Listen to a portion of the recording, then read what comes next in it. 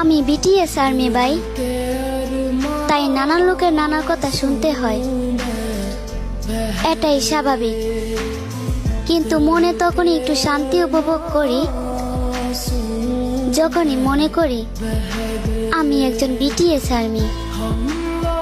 কারণ যে যুগে নারীকে তুলে নিয়ে দর্শন করা হয়, সেই যুগে আমাদের সাত রাজা হাজার হাজার নারীদের মাঝে থেকেও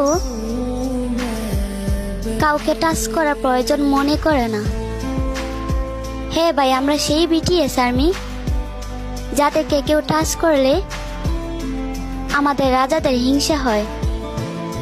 আসলে আমি খুব গর্বিত, কারণ আমি বিটিএস আর্মি।